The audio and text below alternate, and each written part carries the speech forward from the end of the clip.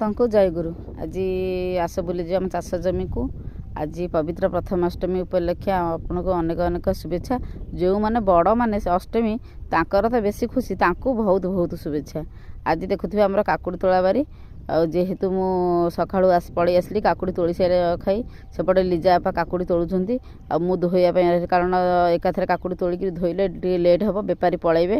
ତେଣୁ ଆପଣ ଦେଖିପାରୁଥିବେ କାକୁଡ଼ି ଧୁଆ ହେଉଛି।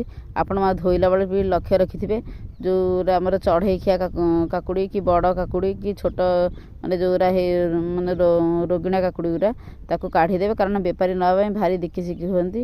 ଆଉ ଆପଣ ଦେଖିପାରୁଥିବେ କାକୁଡ଼ି କେମିତି ଧୁଆ ଚାଲିଛି। ଆଉ ଦେଖ, ମୁଁ ଗୋଟେ କାକୁଡ଼ି ଫୋପାଡ଼ି ଦେଲି ମଧ୍ୟ, କାରଣ ସେ କାକୁଡ଼ିଟି ଚଢ଼େଇ ଖୁମ୍ପି ଦେଇଥିଲା। ତେଣୁ ଆପଣମାନେ ଟିକେ ଲକ୍ଷ୍ୟ ରଖିବେ ଧୋଇଲା ବେଳେ, ଯେମିତି ଭଲ କାକୁଡ଼ି। ଆଉ ମାଟି ବେଶୀ ଯେଉଁ ଆମର ପାଣି ମଡ଼ା ହେଉଛି, ଯେହେତୁ କାକୁଡ଼ିରେ ମାଟି ଲାଗିଯାଉଛି, ତେଣୁ ତ ପରିଷ୍କାର କରି ନ ଧୋଇଲେ ବେପାରୀମାନେ ନେବେନି। ତାପରେ ମୁଁ ଅଖାରେ କାକୁଡ଼ି ପୁରେଇ ଦେଲି, ତାପରେ ଲିଜା ବାପା ପ୍ୟାକ୍ କରିଦେଲେ, ସେ ନେଇଗଲେ ବଜାରକୁ ଦେବା ପାଇଁ। ଆଉ ଆଜିର ଏହି ଭିଡ଼ିଓ ଦେଖୁଥିବା ସମସ୍ତଙ୍କୁ ଧନ୍ୟବାଦ। ତାଙ୍କୁ ଜୟଗୁରୁ। ଆଜି ଆସ ବୁଲିଯିବା ଆମ ଚାଷ ଜମିକୁ। ଆଜି ପବିତ୍ର ପ୍ରଥମାଷ୍ଟମୀ ଉପଲକ୍ଷେ ଆପଣଙ୍କୁ ଅନେକ ଅନେକ ଶୁଭେଚ୍ଛା।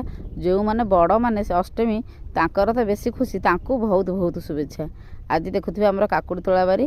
ଆଉ ଯେହେତୁ ମୁଁ ସକାଳୁ ପଳେଇ ଆସିଲି କାକୁଡ଼ି ତୋଳି ସାରିବା ଖାଇ, ସେପଟେ ଲିଜା ବାପା କାକୁଡ଼ି ତୋଳୁଛନ୍ତି। ଆଉ ମୁଁ ଧୋଇବା ପାଇଁ, କାରଣ ଏକାଥରେ କାକୁଡ଼ି ତୋଳିକି ଧୋଇଲେ ଟିକେ ଲେଟ୍ ହେବ, ବେପାରୀ ପଳାଇବେ। ତେଣୁ ଆପଣ ଦେଖିପାରୁଥିବେ କାକୁଡ଼ି ଧୁଆ ହେଉଛି। ଆପଣ ଧୋଇଲା ବେଳେ ବି ଲକ୍ଷ୍ୟ ରଖିଥିବେ, ଯେଉଁରା ଆମର ଚଢ଼େଇଖିଆ କାକୁଡ଼ି କି ବଡ଼ କାକୁଡ଼ି କି ଛୋଟ, ମାନେ ଯେଉଁରା ମାନେ ରୋଗିଣା କାକୁଡ଼ି ଗୁଡ଼ା, ତାକୁ କାଢ଼ିଦେବେ, କାରଣ ବେପାରୀ ନେବା ପାଇଁ ଭାରି ଦିକିସିକି ହୁଅନ୍ତି। ଆଉ ଆପଣ ଦେଖିପାରୁଥିବେ କାକୁଡ଼ି କେମିତି ଧୁଆ ଚାଲିଛି। ଆଉ ଦେଖ, ମୁଁ ଗୋଟେ କାକୁଡ଼ି ଫୋପାଡ଼ି ଦେଲି ମଧ୍ୟ, କାରଣ ସେ କାକୁଡ଼ିଟି ଚଢ଼େଇ ଖୁମ୍ପି ଦେଇଥିଲା। ତେଣୁ ଆପଣମାନେ ଟିକେ ଲକ୍ଷ୍ୟ ରଖିବେ ଧୋଇଲା ବେଳେ, ଯେମିତି ଭଲ କାକୁଡ଼ି। ଆଉ ମାଟି ବେଶୀ ଯେଉଁ ଆମର ପାଣି ମଡ଼ା ହେଉଛି, ଯେହେତୁ କାକୁଡ଼ିରେ ମାଟି ଲାଗିଯାଉଛି, ତେଣୁ ତ ପରିଷ୍କାର କରି ନ ଧୋଇଲେ ବେପାରୀମାନେ ନେବେନି।